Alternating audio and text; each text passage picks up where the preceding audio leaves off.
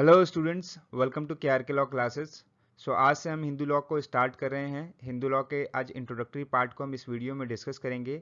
एक एक करके मैं सारे टॉपिक्स की वीडियो जो है इस चैनल पे अपलोड करता जाऊंगा। इसका लिंक जो है आपको या तो हमारे टेलीग्राम चैनल पे या फिर व्हाट्सएप चैनल पे जो है आपको मिलता रहेगा।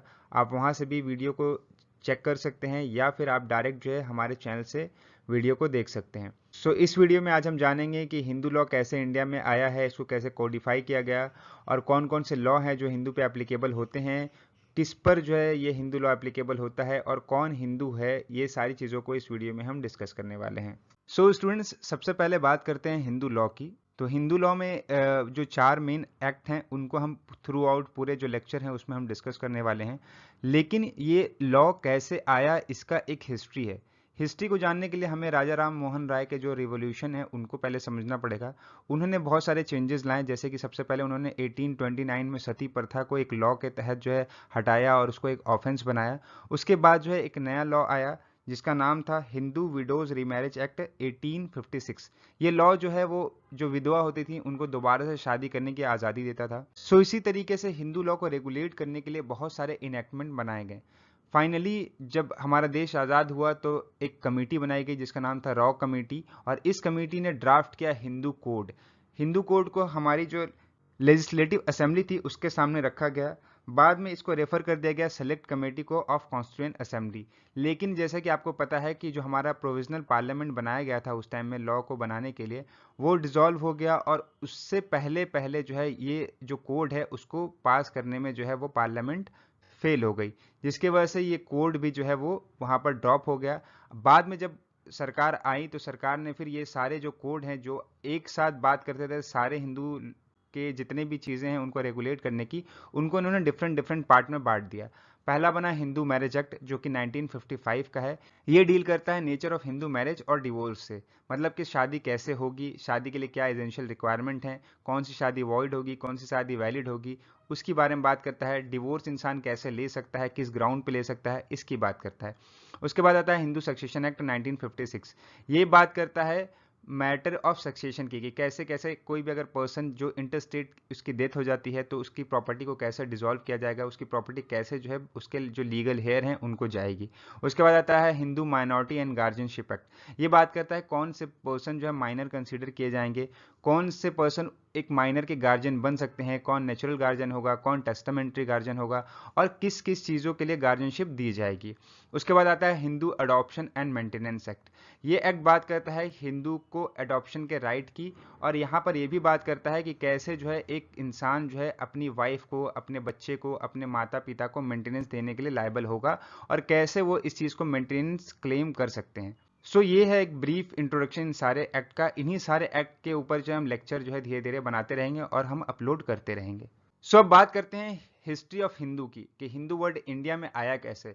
जो हिंदू वर्ड है उसका धर्मशास्त्र में अगर आप देखेंगे तो किसी भी तरीके का कोई भी डेफिनेशन आपको नहीं मिलेगा, कोई भी वैसा वर्ड नहीं मिलेगा। लेकिन ये वर्ड जो है एक ओल्ड पर्शियन लैंग्वेज में मिलता है जो सबसे पहले जहाँ यूज किया गया था, और ये डिराइव करता है एक संस्कृत वर्ड से जो वर्ड है सिंधु। तो सिंधु वर्ड से जो है हिंदू आया, और ये सिंधु जो वर्ड है वो उन लोगों के लिए यूज किया जाता था जो लोग इंडस रिवर के आसपास रहते थे, मतलब कि जो नॉर्थ वेस्टर्न पार्ट था इंडिया का, उनके एरिया में जो लोग रहते थे उनको सिंधु कहा जाता था, और सिंधु से फिर ये आगे वर्ड जाके हिंदू बना।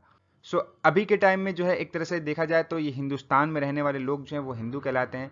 और इसकी जो डिफिनेशन है वो बहुत सारे एक्ट को अगर हम कंसोलिडेट करें, उनको मिलाकर उनकी मीनिंग निकालें तो कुछ डिफिनेशन जो बनती है उसको हम अभी आगे देखेंगे।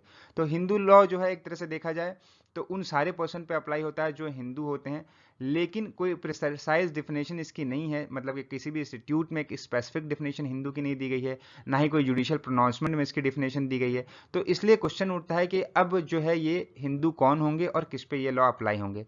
तो सेक्शन 2 की अगर हम देखें यहाँ पे ऑफ हिंदू मैरिज एक्ट, तो वो कुछ इस तरीके से बात करता है कि कोई भी ऐसा पर्सन जो कि हिंदू है, जैन है, सिख है, बुद्धिस्ट है, बाय रिलीजन या बाय बर्थ, तो उस पे ये हिंदू मैरिज एक्ट अप्लाई होगा। तो मतलब कि यहाँ पे ये है कि ये सारे लोग जो हैं वो हिंदू ही कैटेगरी में आएंगे। दूसरा है कोई भी ऐसे पर्सन जो कि मुस्लिम नहीं है, क्रिश्चियन नहीं है, पारसी नहीं है, ज्यूज नहीं है और कोई भी अदर लॉ से गवर्न नहीं होते हैं, तो वो भी हिंदू की कैटेगरी में आएंगे, या मतलब कि उस पर भी हिंदू मैरिज एक्ट का जो सारा प्रोविजन है वो एप्लीकेबल होगा।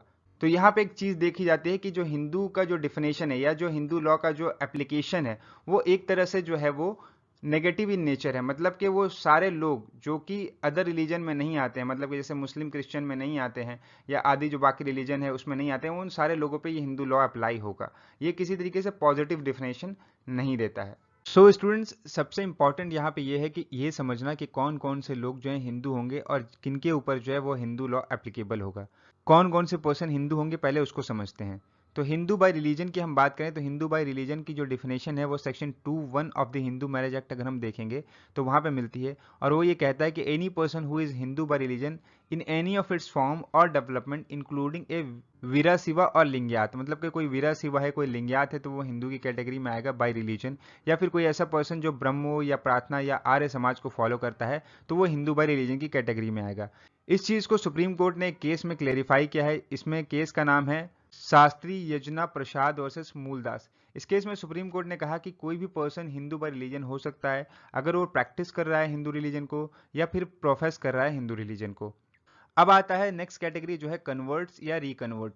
तो यहाँ पे अगर कोई ऐसा पर्सन है जो किसी और धर्म से हिंदू धर्म में कन्वर्ट होता है या फिर कोई हिंदू था पहले फिर कोई और धर्म में गया वापस से फिर हिंदू धर्म में आता है तो वो रिकन्वर्ट की कैटेगरी में आता है। तो यहाँ पे कोई ऐसा पर्सन है जो कन्वर्ट हुआ हो या रिकन्वर्ट हुआ हिंदू में या जैनिज्म में या बुद्धिज्म में या सिखिज्म में तो वो हिंदू की कैटेगरी में आएंगे और उनके ऊपर हिंदू लॉ एप्लीकेबल होगा।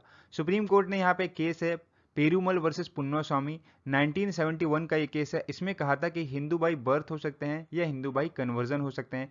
किसी भी तरीके की कोई भी सेरेमनी की जरूरत नहीं है प्योरिफिकेशन की, मतलब कि कोई पूजा पाठ आपको कराने की जरूरत नहीं है। बस यहाँ पे जो भी पर्सन हिंदू धर्म में आता है उसको हिंदू धर्म या तो प्रोफेस करना पड़ेगा या तो फिर उसको प्रैक्टिस करनी पड़ेगी।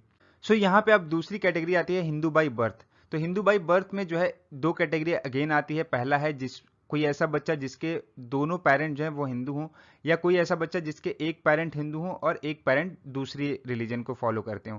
तो पहले बात करते हैं जिसके दोनों पेरेंट हिंदू हैं। तो कोई भी ऐसा चाइल्ड जो ऐसे घर में पैदा हुआ है जिनके दोनों पेरेंट जो हैं वो हिंदू हैं तो वो चाइल्ड चाहे लेजिटिमेट हो चाहे इलिजिटिमेट हो वो चाइल्ड जो है वो हिंदू कंसीडर किया जाएगा।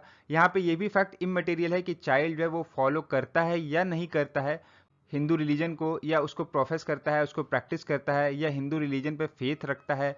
तो ये भी चीज़ें यहाँ पे फैक्टर नहीं करती हैं, वो चाइल्ड जो है वो हिंदू ही कंसीडर किया जाएगा। उसके बाद आते हैं one of the parents is Hindu. अगर कोई ऐसा पर्सन है जिसके एक पेरेंट हिंदू हो और एक पेरेंट जो है वो दूसरे रिलीजन को फॉलो करते हैं तो वहाँ पे अगर चाइल्ड की अपब्रिंगिंग हुई है वो ब्राउट अप हुआ है एज ए हिंदू या हिंदू फैमिली में उसका ब्राउट अप हुआ है तो वो पर्सन भी जो है वो हिंदू की कैटेगरी में आएगा। लेकिन अगर उसकी अपब्रिंगिंग किसी और रिलीजन में हुई है तो वो उस रिलीजन में चला जाएगा। यहाँ पे एक चीज समझने की है कि चाइल्ड के फादर की जो रिलीजन है वो फैक्टर नहीं करता। मतलब जैसे हम पैट्रियार्कल सोसाइटी में रहते हैं तो हमको ये नहीं है कि अगर बच्चे का फादर जो है वो हिंदू है तो वो हिंदू की कैटेगरी में आएगा। सबसे इंपॉर्टेंट यहाँ पे ये चीज़ है कि वो ब्राउटअप किस रिलीजन में हुआ है, जिस रिलीजन में ब्राउटअप होगा वो उस रिलीजन में जाएगा। जैसे कि एक एग्जाम्पल है यहाँ पे कि एक हिंदू मदर है और एक मुस्लिम फादर है। अब बच्चा जो है वो ब्राउटअप एज ए हिंदू हुआ है लेकिन माँ जो है बाद में जो है इस्लाम में कन्वर्ट हो गई है। तो यहाँ पे बच्चा चूंकि प्राउट एज ए हिंदू हुआ है इसलिए जो है चाइल्ड जो है वो हिंदू ही आएगा। नेवरदलेस उसकी माँ जो है वो किसी और रिलीजन में कन्वर्ट हो गई हो या फादर किसी और रिलीजन में का हो तो यहाँ पे ये चीज़ फैक्टर नहीं करती है। इसमें एक इंपॉर्टेंट केस है राम प्रसाद वर्सेस धईन बीबी। यही केस है जिसमें ये जो है प्रॉब्लम आई थी। तो यहाँ पे अब नेक्स्ट केस आता है मेनका गांधी वर्सेस इंदिरा गांधी।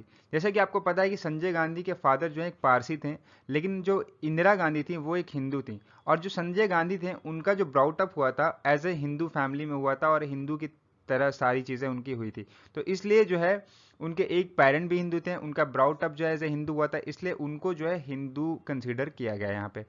नेक्स्ट आता है person who is not Muslim Christian Parsi और जीव्स। सो कोई भी ऐसा पर्सन जो कि इन चारों रिलीजन में नहीं आता है या फिर कोई और लॉ से गवर्न नहीं होता है तो वहाँ पे जो है वो पर्सन जो है वो हिंदू की कैटेगरी में आएगा। अगर वो पर्सन ये कोर्ट में प्रूफ कर देता है कि वो हिंदू रिलीजन से गवर्न नहीं होता है और उसके ऊपर हिंदू रिलीजन एप्लीकेबल नहीं होता है तब वहाँ पे जो है वो हिंदू लॉ से गवर्न नहीं होगा, वो हिंदू की कैटेगरी में नहीं आएगा। लेकिन जैसे कोई ऐसा पर्सन है जो कि एथीस्ट है या जो कि सारे रिलीजन को फॉलो करता है तो वहाँ पे जो है वो इस कैटेगरी में आ जाएगा और वो पर्सन जो है वो हिंदू लॉ से गवर्न होगा अगर ऐसा कोई डिस्प्यूट उसके बीच में आता है तो। सो स्टूडेंट्स, ये थी आज की हमारी वीडियो। आई होप इस टॉपिक से रिलेटेड सारी इन्फॉर्मेशन आपको क्लियर हो गई होगी। फिर भी कोई डाउट है तो आप हमें कमेंट बॉक्स में बता सकते हैं, हम आपके डाउट को क्लियर करने की पूरी कोशिश करेंगे। मिलते हैं नेक्स्ट वीडियो में, तब तक के लिए गुड बाय, कीप रीडिंग।